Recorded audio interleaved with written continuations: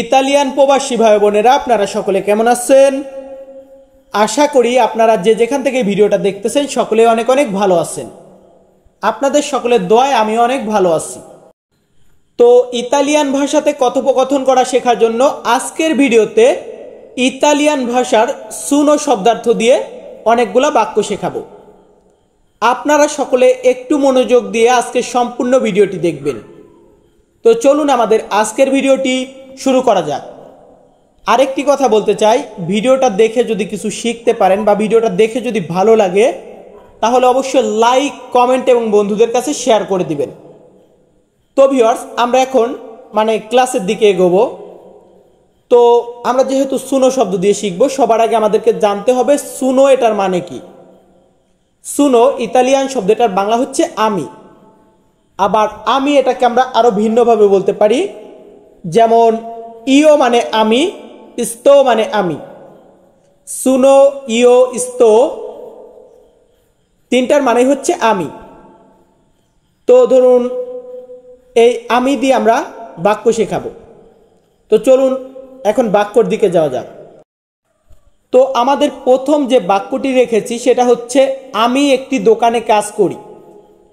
তো ধরুন আমি বলতেছি আমি একটা দোকানে কাজ করি। এটা বলতে গেলে আমাদেরকে ইতালিয়ান ভাষাতে বলতে হবে লাবোরো ইন উন নেগোজিও।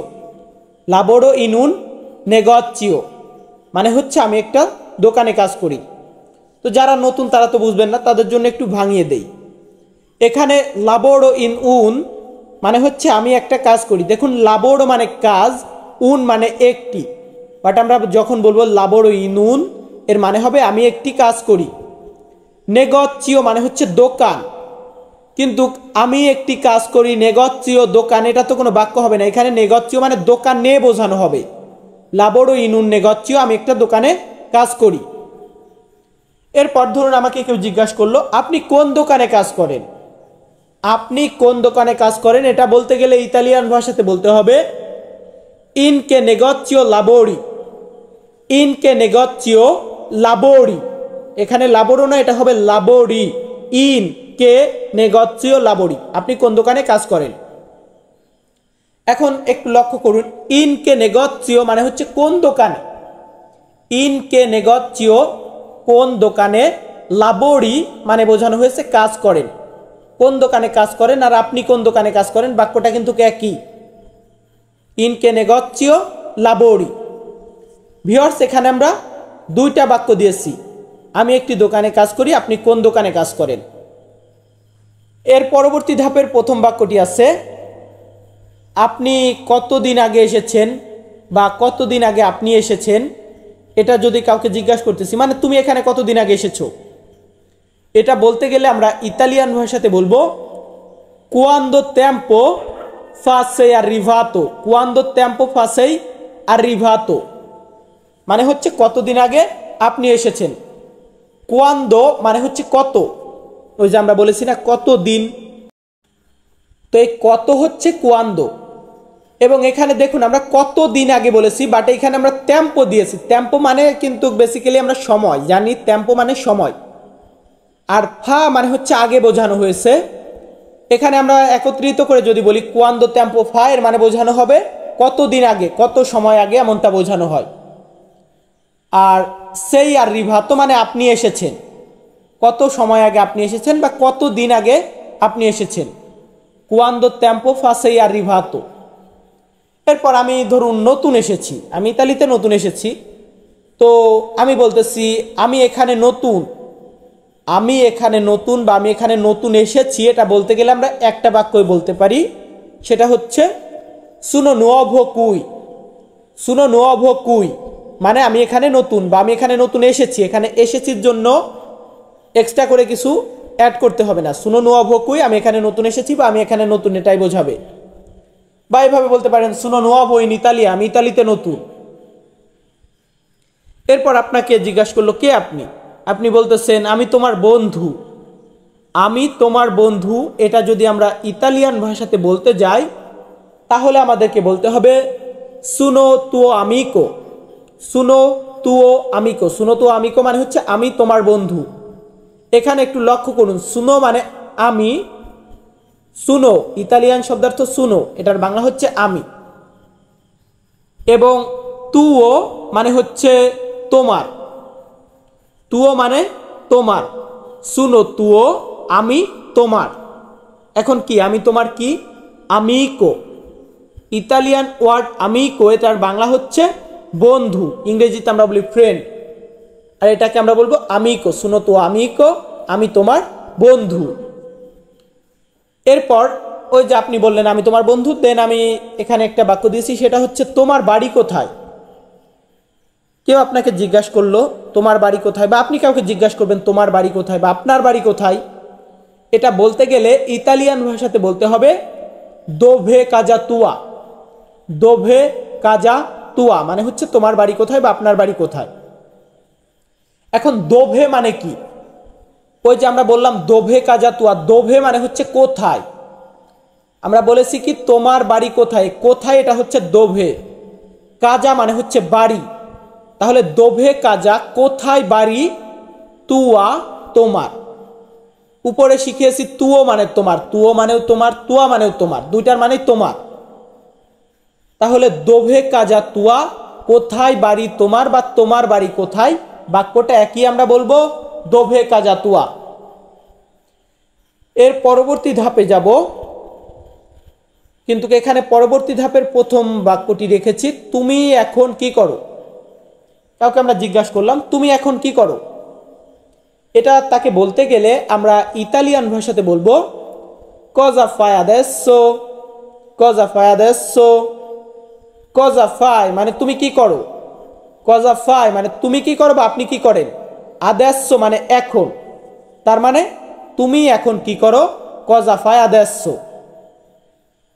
এর পরবর্তী বাক্যটি আছে আমি একজন শ্রমিক, আমি একজন শ্রমিক বা আমি একজন কর্মী, এটা বলতে গেলে আমরা ইতালিয়ান ভাষাতে বলবো সুনো উন ওপেরাইও। সুনো উন ওপেরাইও মানে হচ্ছে আমি একজন শ্রমিক।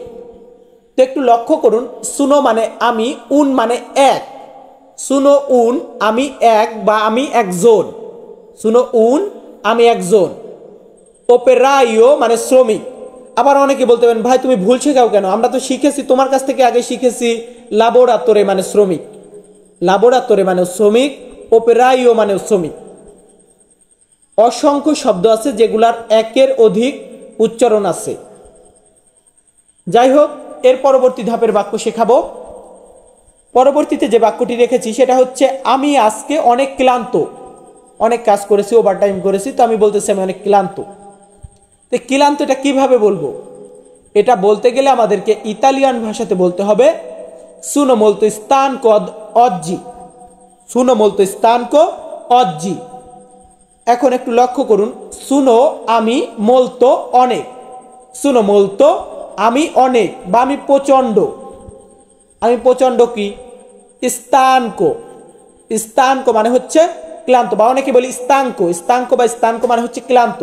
শুনো বলতো স্তাঙ্কো আমি অনেক ক্লান্ত, অজ্জি মানে হচ্ছে আজকে, অজ্জি মানে আজকে, ইংরেজিতে আমরা বলি today I am very tired, today I am very tired মানে আজকে আমি অনেক ক্লান্ত, কিন্তু ইতালিতে আমরা বলবো শুনো বলতো স্তানকো অজ্জি।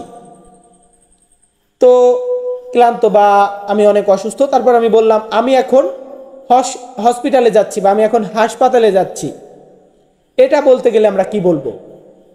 আমি যদি বলতে যাই যে আমি এখন হাসপাতালে যাচ্ছি, তাহলে আমরা ইতালিয়ান ভাষাতে বলবো adesso andrò in ospedale, adesso andrò in ospedale মানে হচ্ছে আমি এখন হসপিটালে যাচ্ছি। এখন একটু লক্ষ্য করুন, adesso এখন, andrò আমি যাব বা আমি যাচ্ছি, এখানে আমি এখন হসপিটালে যাব এটা হবে, বাট একটু ভুল করে আমি যাচ্ছি দিয়ে দিয়েছি, এটা হবে আমি এখন হসপিটালে যাব, কারণ adesso andrò মানে হচ্ছে আমি এখন যাব, ইন ওসপেদালে হসপিটালে বা হাসপাতালে, adesso andrò in ospedale আমি এখন হসপিটালে যাব। এরপর ওই যে মানে এটা তো আগেই উত্তর দিয়েছে, যাই হোক বাক্যটা আগে দেওয়া উচিত ছিল, আমি পরে দিয়ে দিয়েছি। আপনি এখন কোথায় যাবেন, কাউকে জিজ্ঞাসা করলাম আপনি এখন কোথায় যাবেন, এটা জিজ্ঞাসা করতে হলে আমাদেরকে ইতালিয়ান ভাষাতে বলতে হবে দোভে আন্দ্রায় আদেসো, dove andrai adesso dove মানে কোথায়, andrai মানে আপনি যাবেন, adesso মানে এখন, তার মানে কোথায় আপনি এখন যাবেন বা আপনি এখন কোথায় যাবেন। এরপর আমি বললাম আমি তোমার সাথে আসব। আমি তোমার সাথে আসব এটা বলতে গেলে আমরা ইতালিয়ান ভাষাতে বলবো verrò con te, verrò con te। verrò মানে আমি আসব, কোন মানে সাথে, তে মানে তোমার বোঝানো হয়েছে, আমি তোমার সাথে আসব, verrò con te। So viewers, আমি তন্ময় তপু প্রতিনিয়ত ইতালি প্রবাসীদেরকে ভাষা শেখাই। আপনারা যারা ইতালিতে নতুন এসেছেন, আমার ভিডিওগুলো দেখতেছেন, অনেকে আছেন বিভিন্ন দেশে আছেন, ইতালিতে আসবেন, বাঙালি ভাইরা, তারা অবশ্যই আমার চ্যানেলটি সাবস্ক্রাইব করে রাখতে পারেন ইতালিয়ান ভাষাতে কথা বলা শেখার জন্য। আর প্রতিনিয়ত চেষ্টা করলে খুব সহজেই আশা করি ইতালিয়ান ভাষা আয়ত্ত করতে পারবেন। তো অনেক কথা বললাম, অনেক চেষ্টা করেছি আপনাদের শেখানোর জন্য, জানি না কি কতটুকু শিখতে পেরেছেন, বাট যদি শিখতে পারেন অবশ্যই চ্যানেলটি সাবস্ক্রাইব করবেন, ভিডিওটিতে একটি লাইক দিবেন।